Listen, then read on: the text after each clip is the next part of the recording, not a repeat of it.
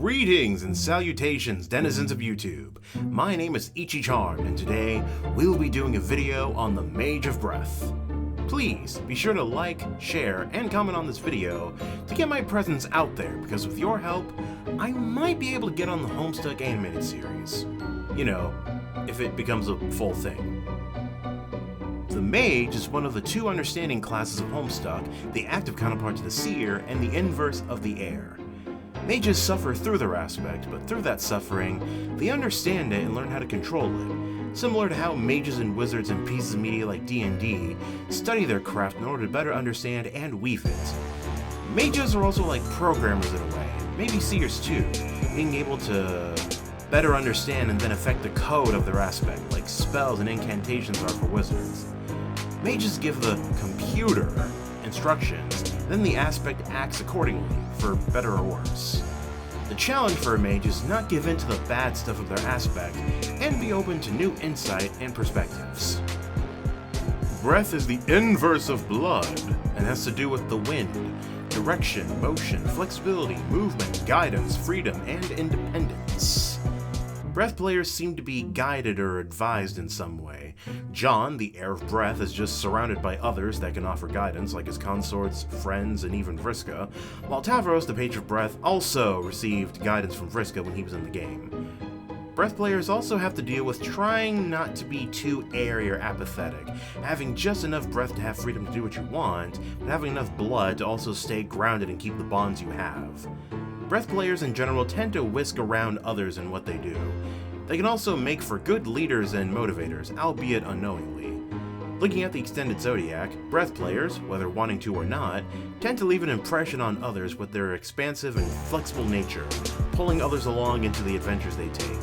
This leads to heroism as a result, though they seem to underestimate themselves, though not always due to low self-esteem. They just like to do their own thing, which I personally kind of love.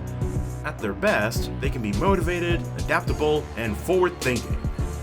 At their worst, however, the Breathbound can be volatile, avoidant, and gullible. The Mage of Breath is perhaps the most whimsical of mages, maybe even apathetic at times, allowing themselves to be carried wherever the wind and fate may take them. This is good in the way that they likely have a considerably free lifestyle, but, depending on the mage, this could also be a problem because the Mage of Breath may suffer from choice paralysis, having so much freedom and options, especially on their planet, that they may not know where to go without some directions. The journey of this mage may be to not be afraid to find some grounding in the real world, which might ironically allow them to be even more free without worrying about being steered in any bad, corrupting directions by studying and learning about such things. As for powers, I could see the Mage of Breath being carried by the winds, literally and metaphorically, that they not only know how to manipulate the wind like a wind mage or airbender, but also they could perhaps receive visions by listening to voices carried on the breeze, maybe hearing conversations from allies and enemies that could direct the mage where to go. And maybe not as effective as a Mage of Mind, the Mage of Breath could use their power to direct their friends towards ideal, directions and paths by causing the wind to cause an old stone maze to close off in certain areas by knocking pillars over or having their voice carried to them on the wind, telling them where to go.